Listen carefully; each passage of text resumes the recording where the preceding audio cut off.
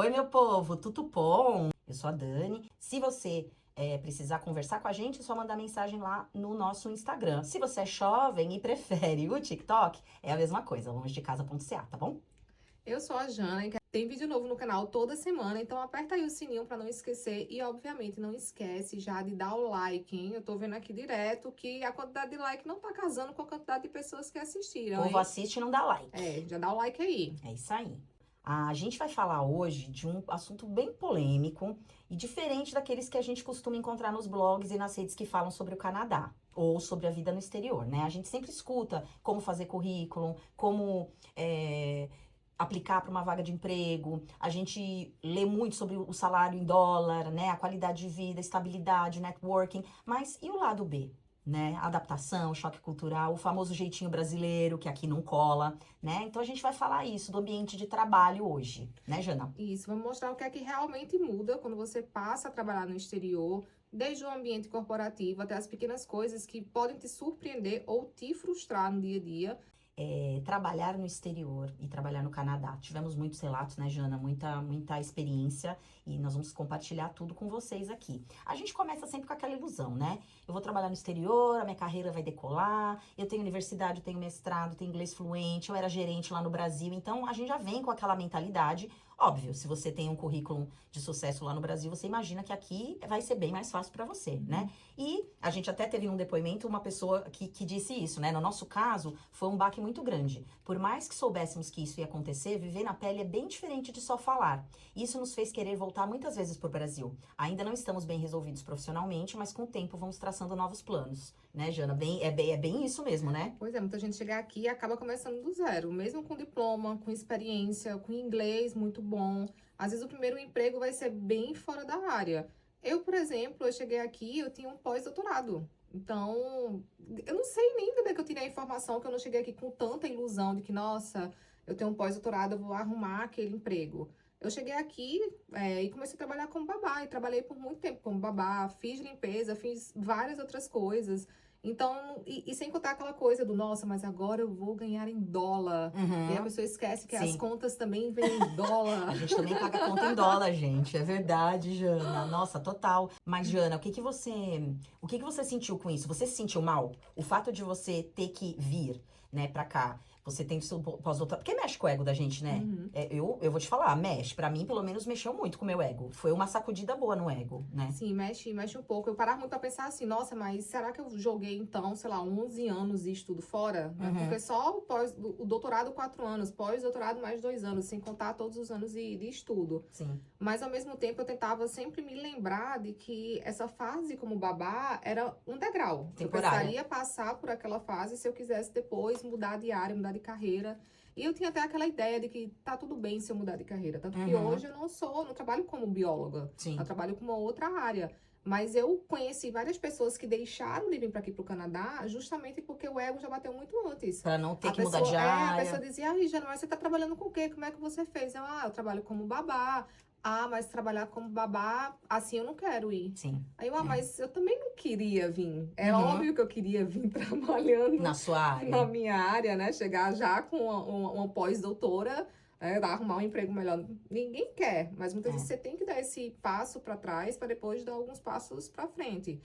Claro que eu ouvi muita coisa do tipo, nossa, mas você tem doutorado, sabe? Você tem pós-doutorado. Como é que você tá trabalhando né, na casa de uma família? E Eu o ouvia julgamento, muito isso. o julgamento de gente que não conhece o sistema de Sim. trabalho daqui, Sim. né? Porque isso mexe mesmo com o ego, mexe com a autoestima. A gente fica sem entender porque aqui, além de ser um sistema de trabalho completamente novo, as coisas com as quais os líderes da empresa se importam aqui, né? Ou a forma como a gente se comporta é diferente demais do que aquilo que a gente está acostumado, né? No Brasil, por exemplo, né? Às vezes toda a nossa experiência profissional lá, ela só vai valer quando você já tiver uma experiência canadense aqui, né? Então, essa experiência canadense, ela muitas vezes começa com um emprego entry level, que a gente chama aqui, né? E que o povo brasileiro costuma chamar carinhosamente de subemprego. Essa palavra aqui não tem, Não gente. existe. O canadense considera trabalho, trabalho. E não importa onde você trabalha, o que você faça, né? Inclusive, as redes de amizade aqui, elas são muito plurais. Você vê assim, você tem amigos que são gerentes e tem um amigo que é pintor. Tem um outro amigo que eu tô falando até os próprios canadenses mesmo, né? Um que é pedreiro e o outro que trabalha, que é dono de uma empresa. Então, as pessoas se mesclam muito na questão profissional aqui, porque não tem muito esse preconceito, né? Foram atualizadas as definições de trabalho e emprego aqui, né? Nossa, isso eu senti muito. Teve uma fase que eu trabalhei na limpeza. Então, Tá. eu limpava um prédio. E com isso, várias pessoas estavam saindo do apartamento ou chegando em casa, passavam por mim. E eu senti isso eu nunca tinha me sentido, quando eu trabalhei nesse prédio, por exemplo, menor do que ninguém. Uhum. Porque as pessoas passavam, me cumprimentavam, perguntavam se eu tava bem, perguntavam se eu tava com fome. Então era aquela coisa, tipo, eu era só mais uma pessoa. Sim. Ninguém me olhava, sabe, com o nariz empinado, como infelizmente acontece muito no Brasil e a gente Sim. sabe. O trabalho lá é só a definição de subemprego, né? Só o fato da gente ter essa definição de subemprego já faz todo sentido para como é visto isso culturalmente, Sim, né? sim. Eu não cheguei aqui com aquela coisa do, eu sou a Janaíne que tenho pós-doutorado em ciências médicas. Eu cheguei aqui, eu sou a Janaína que eu tô aberta pra qualquer coisa. É o mais importante, eu acho. Trabalhei como babá, trabalhei na limpeza, trabalhei cuidando de banheiro de boate de mulher, de ficar ali na porta, sabe? Sim. Tipo assim, toma aqui um batonzinho, não sei o que, isso, aquilo, outro. Gente. Trabalhei uma vez numa fábrica de frango, então já fui o pai do Cris aqui, bastante. Caramba! Meu marido tem 2 empregos. Maravilhoso. Meu marido tem 2 empregos, não preciso ficar aqui. Não preciso aguentar. Meu marido tem 2 empregos. Quando eu entrei aqui, né, no primeiro trabalho, eu fui trabalhar na Indigo, eu já contei pra vocês, né, lá em Toronto.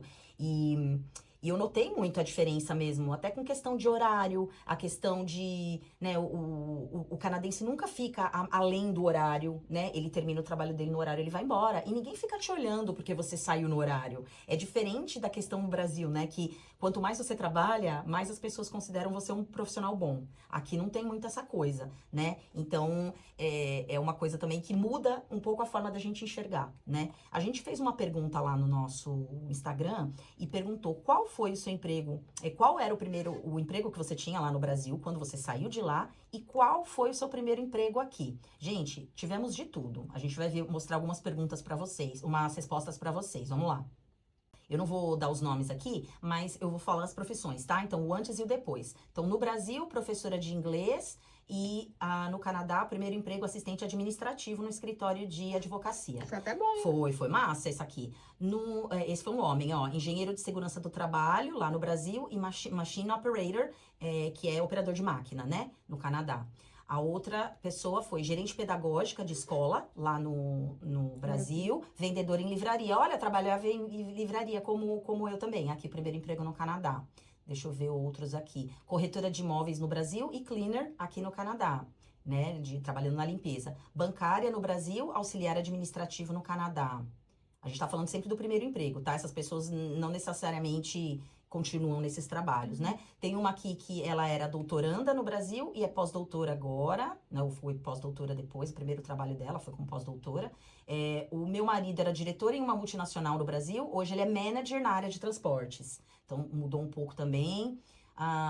Uma aqui, técnica de enfermagem no Brasil e sales associate, né? Que ela é vendedora de loja, né? Então, para vocês verem aí, a quantidade de pessoas que entrou num emprego que era bem diferente daquilo que elas estavam acostumadas, né? E outras que também foram seguindo um caminho aí diferente. Então, tem de tudo. Porque às vezes né? a pessoa até se encontra, né? Sim, total. E acaba total. mudando de área e vai que vai. Total. Como aqui a diferença social é menor, né? É muito mais fácil de você encontrar alguma coisa que até pague menos, mas que te dá muito prazer, né? Então, é isso. Aqui no Canadá, o ambiente de trabalho, ele parece ser muito mais frio no início, né? Não tem aquela coisa da amizade de elevador, o cafezinho, o abraço.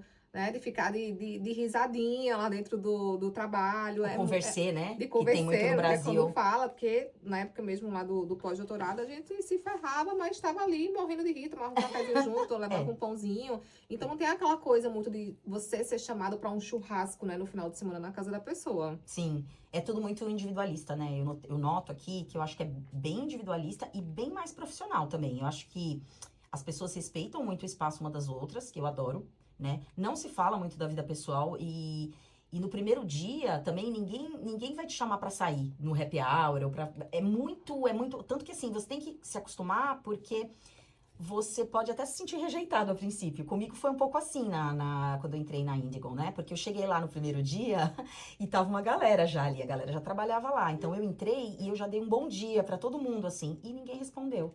Então uma galera, um carinha respondeu lá um bom dia bem xoxo, assim, e eu fiquei me sentindo um lixo, né? Só que eu percebi que depois, conversando assim com a galera, depois que eu já fiz amizade, alguns falaram assim pra mim, foi mais de um, falaram assim, mas a gente nem te conhecia.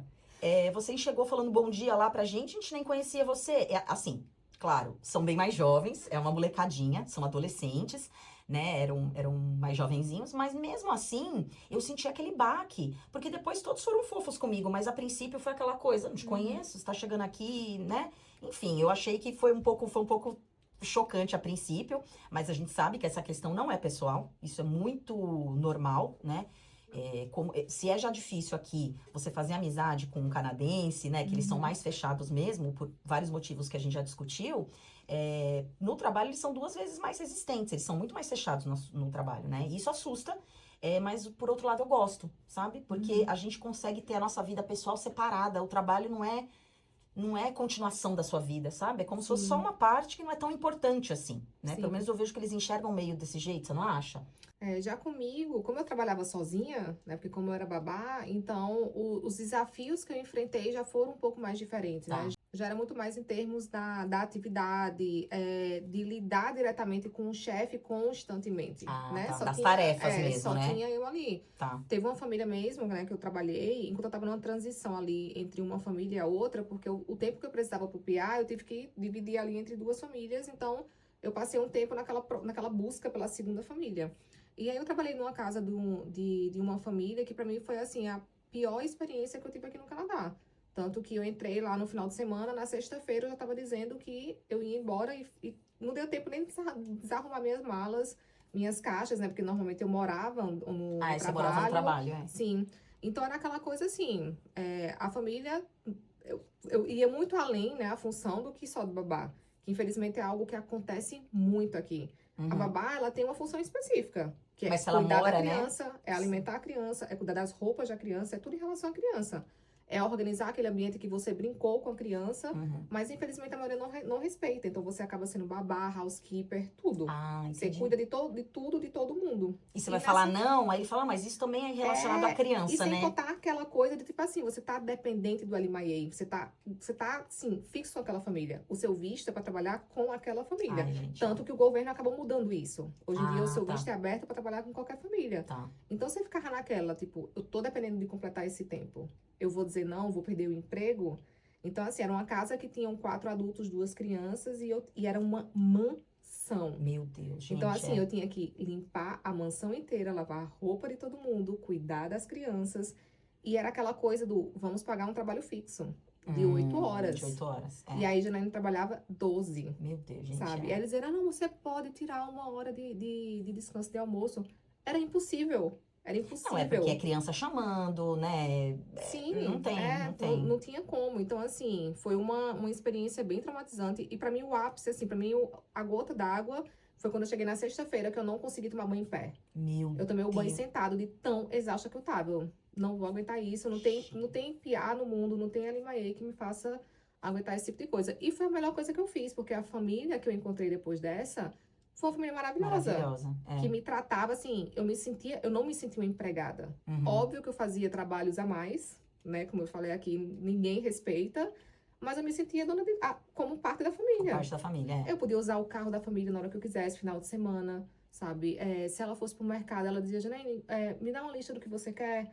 Tá fazendo alguma dieta? Você tem alergia a leite? Quer que eu compre coisa sem leite? Então, era aquela coisa que eu era parte da família. Ela é Não era- preocupação com o ser humano, né? Exatamente. Porque aqui. Aqueles males que vêm pro bem, né? Sim, ela era sua chefe, mas ao mesmo tempo, né, tem um lado humano também que é importante, né? Sim. Uma coisa que eu acho muito legal aqui é que você não precisa, pelo menos nos empregos que eu tive, eu gostei muito disso, você não precisa ficar dando satisfação se você vai faltar. Então, por exemplo, você vai faltar porque tem que levar seu cachorro no veterinário, tudo bem. Se você não quiser falar que não quiser falar, tudo bem. Você fala, eu tenho um appointment, eu tenho uma coisa pessoal para resolver e você não vai. Se você quiser falar que vai faltar porque vai levar o cachorro no veterinário, tá tudo bem também.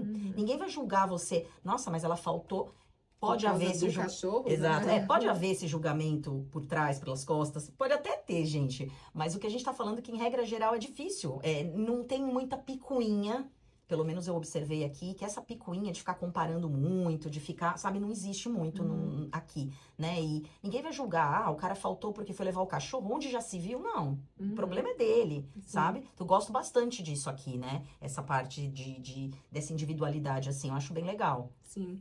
Uma coisa que faz também diferença é o humor, né? A gente sabe que aqui o clima muda e você vê muito bem a diferença. E as pessoas mudam de humor de acordo com o clima. Então, não é só seu chefe, até você também acontece.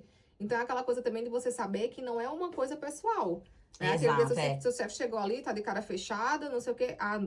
Você vai ficar, não vai ficar naquela coisa, ai, será que eu fiz alguma coisa errada? Será Eu que sofri vou perder com meu isso, emprego? viu? Eu sofri Né? com Você isso já fica aqui. meio assim, e aos poucos você vai vendo que, tipo, opa, a pessoa tá ali regulando junto com o dia tá cinza, o humor da pessoa vai ser igual. Aqui é muito assim, né, com as estações do ano. O humor da pessoa é muito, né, de acordo com as estações, assim, é impressionante. Sim. A gente viu, de acordo com as nossas experiências pessoais, a gente estava conversando antes de começar o programa e também da galera que escreveu pra gente, que em qualquer lugar do mundo, gente, qualquer lugar do mundo, inclusive no Brasil, né, existe preconceito, a história que a Jana acabou de contar, o assédio, a exploração, né, a gente que é imigrante sente isso muito mais porque a gente se comunica em outro idioma, nós vamos cometer mais erros, óbvio, né, porque justamente por causa de falta de experiência de trabalho aqui no país, né? A gente vai falar disso também no próximo bloco. Mas no Brasil também acontece. Eu tenho amigos argentinos, porque eu trabalhei com argentinos durante muito tempo, num emprego lá no Brasil.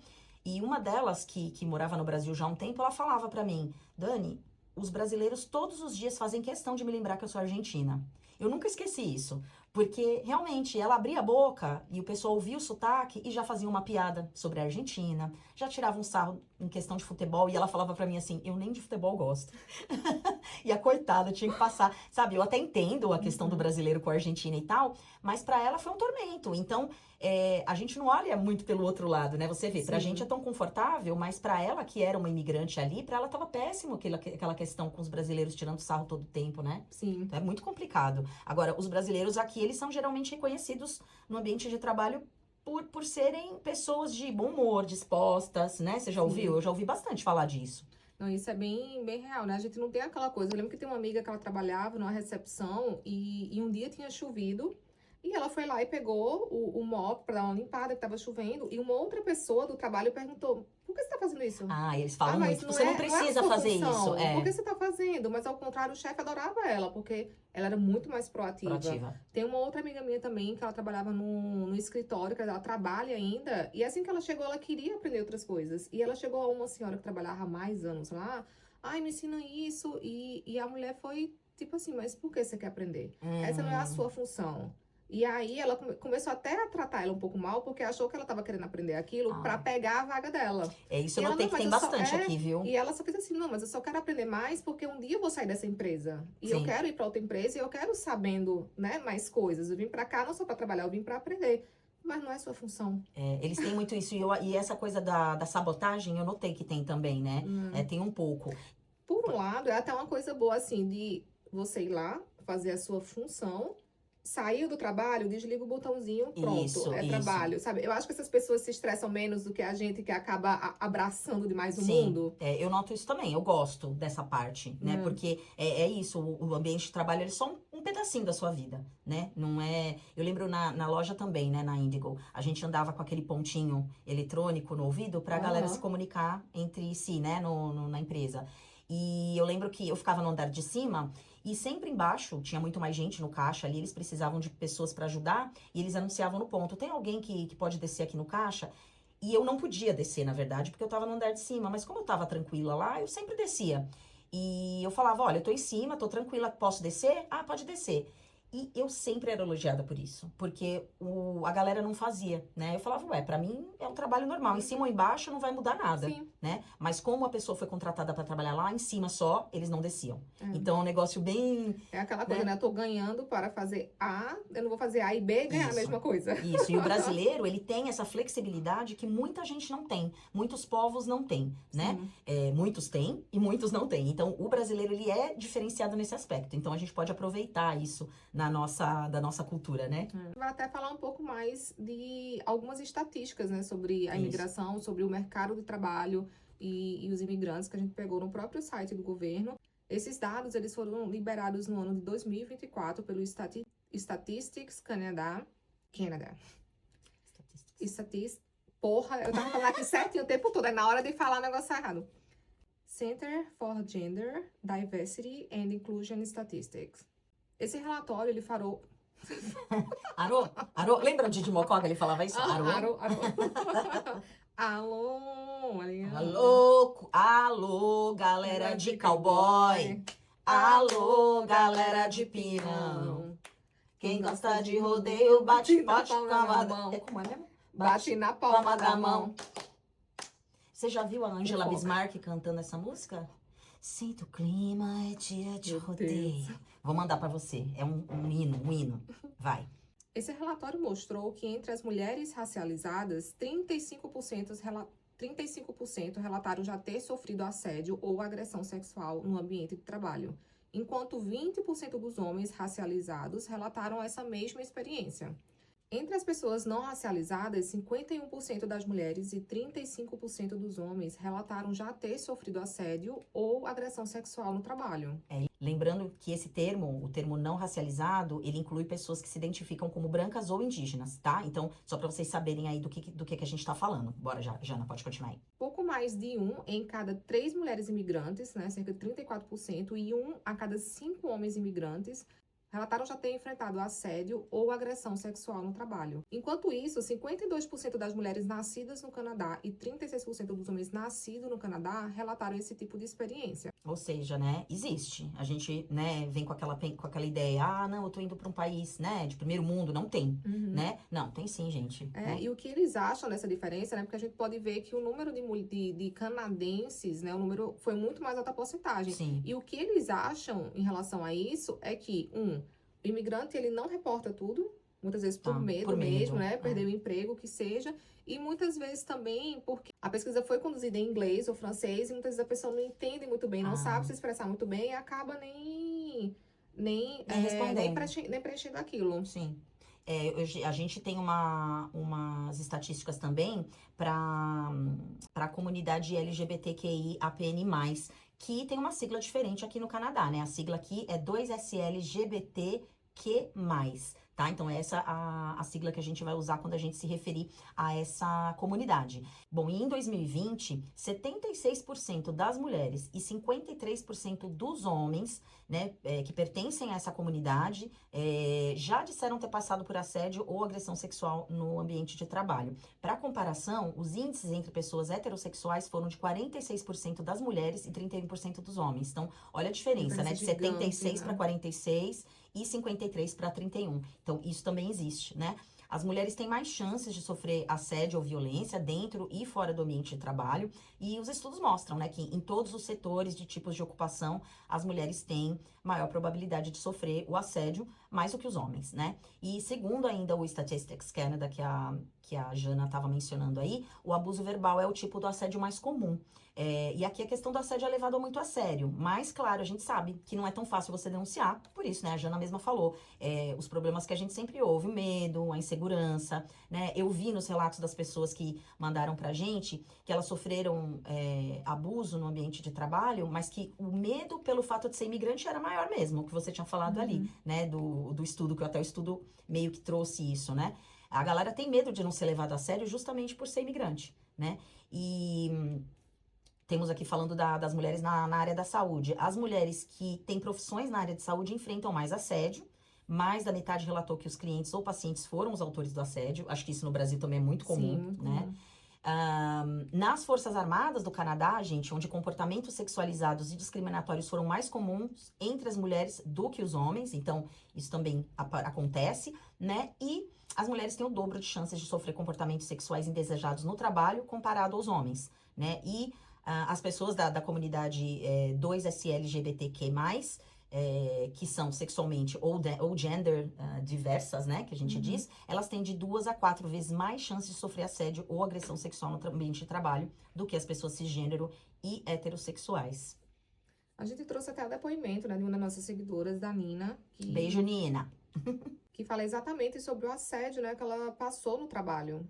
A Nina falou que mesmo com o primeiro emprego sendo tão importante para um imigrante, Então, você fica com medo de trocar o certo pelo duvidoso, numa situação que já te dá medo. sim. Eu pedi demissão do meu primeiro trabalho no Canadá com 8 meses. O dono era um homem que já tinha passado da idade de se aposentar e ele era a causa daquele local ter uma rotatividade de funcionários bizarra. Ouvi até história de gente que pediu demissão no primeiro dia. Gente, Era uma chuva de comentários ofensivos e acusações de coisas que eu não tinha feito. Pensei comigo no esforço que eu já tinha feito para estar aqui, para aprender a língua, os costumes e tal, para ter um velho falando para mim, nem pensar. Saí disparando o currículo para tudo quanto é lado e o primeiro que me aceitou eu fui. Inclusive eu pagava um pouco menos, mas valeu a pena por não passar a humilhação. gente, chocante, Gente, né? é muito isso. No grupo de babás, eu vi, isso acontecia demais. Pessoas que passavam, assim, por muita humilhação, por muita coisa, mas tinha medo. Tinha medo de denunciar, de perder o emprego. Aí vem todo aquele processo de LMAE novamente, de um novo visto. Tiveram, acho que eu lembro ainda de uns 2 casos de pessoas que realmente foram lá, denunciaram não só pelo abuso, mas pegaram outras provas, conseguiram gravar dentro de casa, assim, de, sei lá, outros golpes que a família dava. E aí conseguiu denunciar Meu e Deus. pegou o visto de trabalho aberto. Então, né, teve a oportunidade ali de trocar de família sem tanto você ter que ir atrás dele em Miami novamente. Mas é muito complicado. Nossa, Eu demais. conheci uma brasileira que foi trabalhar para Nesse caso, foi uma família de outros brasileiros, uma família de médicos, os 2 eram médicos, e chegou no nível que era assim: ela cozinhava para a família. Depois que terminava a alimentação, ela não podia comer da comida da casa. Meu pai. E o pior é que a comida ia pro lixo. Ela disse que sobrava muita comida. E a gente nem tá falando de sobrar comida no prato, Sim. na panela. Então, aquilo ali, eles Jogavam não iam fora? comer na janta. Meu Deus, A gente. comida era jogada fora, mas ela não podia comer a comida de casa. E ela não podia usar, inclusive, a cozinha. Ela tinha que comprar a comida dela e usar o basement para cozinhar. Então, era aquela coisa Chocada. que terminou o trabalho, né? Ela tinha que cozinhar para ela, já para ter o almoço do outro dia, e no outro dia cozinhar para a família, né? Porque também tinha isso, tinha que cozinhar todo santo dia. Gente, isso é o fim da picada, né? É o fim da E picada. o que deu É. nela? Conseguiu... Depois de alguns meses, e assim, depois de muita conversa, de todo mundo incentivar, ela resolveu ir atrás de outra família. E aí foi um maior perrengue, porque até ela conseguir outra família, demorou bastante, e o dinheiro para acabar. Mas assim, pelo menos ela teve a coragem, né, desde cedo, de sair logo dessa situação. Nossa, gente, a gente recebeu um outro depoimento aqui, a gente colocou o nome nela de Putin Carioca. Ela disse que no antigo trabalho dela, o assédio era muito de forma passivo-agressiva, né? E até ela descobrir que ela estava sofrendo xenofobia e assédio moral, né? Ela demorou para notar isso, né? Ela diz que ouvia piadas e comentários pejorativos sobre estrangeiros, via que o tratamento era diferenciado quando um canadense se atrasava ou quando um estrangeiro se atrasava e assim por diante. Realmente, um trabalho desse consegue acabar com a paciência e a confiança de qualquer pessoa, e essa era a hora de mudar mesmo. Realmente, e é a hora de procurar ajuda, né? Sim. Também. Na hora que acontece Sim. isso, tem que procurar ajuda. Nós E vamos a dar umas saúde- dicas pra vocês. E a saúde mental, né? Tipo, porque quando começa a afetar demais a sua saúde mental, é hora de sair. Não é normal você ir trabalhando e chorando pro seu trabalho. Não, Não, e é quando uma coisa afeta a normal. sua casa, né? Porque você começa a levar as coisas do trabalho pra casa. Sim.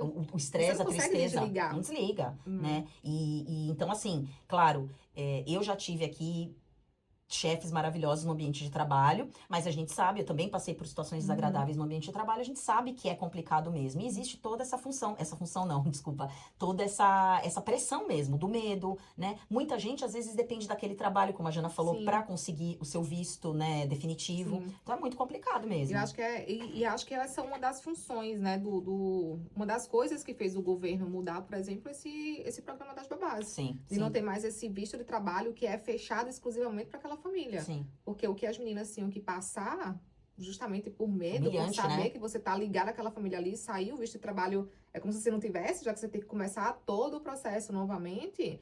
A pessoa aguentava muita coisa, Sim. sabe? É muita história bizarra. Eu, Claro, né, que a gente tem famílias boas também, como eu Sim. passei também. Você realmente se sentir em casa, se sentir parte da família, né? Mas é como em todo lugar, né? Tem Sim. trabalho ruim e trabalho bom. E é isso, até você estava falando, me veio na mente aqui, né? Eu conversando sobre isso com a minha mãe outro dia, e ela me contando que no Brasil, ela sofreu muito preconceito sendo imigrante, e ela vê hoje, por exemplo, os bolivianos, o quanto sofrem de Nossa, preconceito sim. porque vão para lá desesperados por emprego. Então é bem complicada essa questão também, né? O assédio, a exploração, isso não é exclusivo daqui do Canadá ou de qualquer outro país. Existem pessoas e pessoas. Aqui existem Sim. empregos maravilhosos de chefes incríveis. E eu E penso o contrário muito assim, também. e uma coisa que eu penso muito é que a situação no Brasil já é difícil até para quem é brasileiro. Isso. Se um imigrante está indo pro Brasil atrás de uma vida melhor, é porque, gente, ele está numa situação muito ruim. Muito ruim. Né? É. Então, é ter um pouco mais de empatia mesmo. Sim. E aquela questão do opressor e do oprimido, né? É. O brasileiro, ele sofre preconceito fora do Brasil, mas aí ele trata o estrangeiro lá com preconceito também. Então é bem complicada essa questão, Sim. né?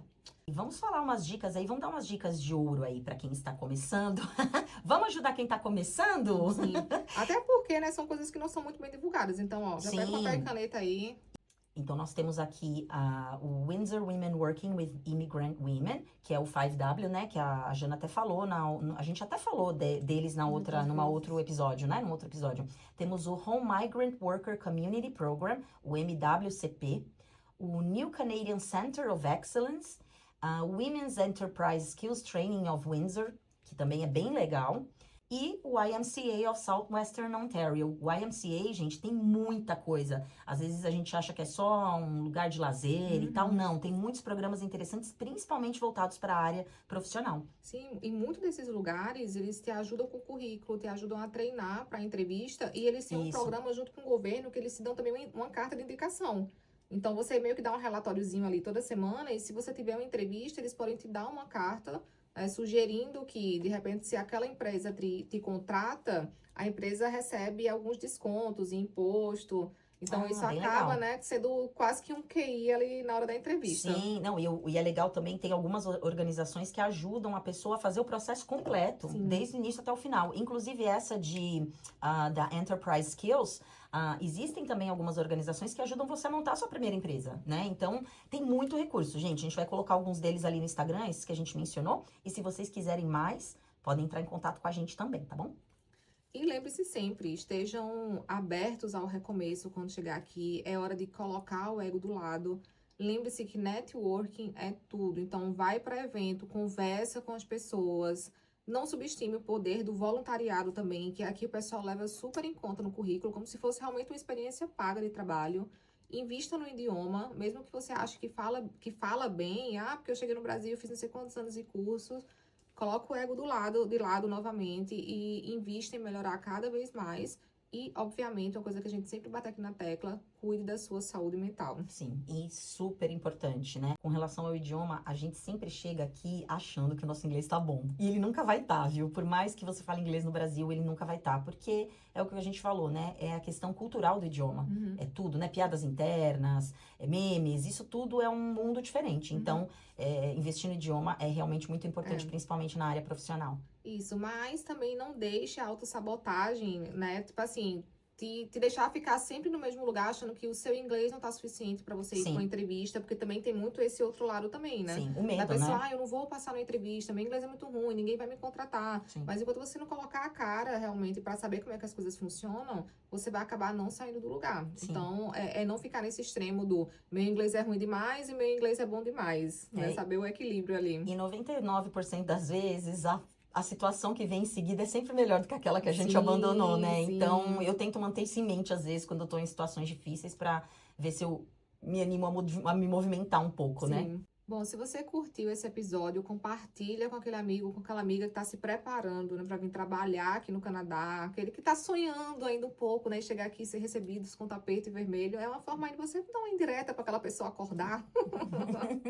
Que aqui não é assustar a galera, né, não deixar o povo com medo, mas falar que sim, existem, é bom estar preparado para tudo, né? Sim, exatamente. Segue a gente lá no Instagram, @longedecasa.ca e conta pra gente qual foi a maior surpresa que você já teve ao começar a trabalhar no exterior. Tanto boa quanto ruim. Conta lá a sua experiência pra gente. É isso aí. E no próximo programa, gente, nosso próximo programa vai ser super especial. Vocês lembram? Eu acho que os jovens, não sei se vão lembrar, mas as pessoas com um pouco mais de experiência vão lembrar daqueles programas de tradução que a gente tinha, Love Songs, lembra? Love Songs are back again. E você ouvia as traduções das músicas. Nós vamos ter um Boa programa noite. parecido. Com aquela voz assim, macia. Maravilhoso. Vamos ter uma versão canadense desse programa. Vamos fazer uma versão adaptada desse programa. Então não percam, vai ser maravilhoso. Fiquem de olho, gente, de ouvidos abertos. E é isso, gente. Um beijo.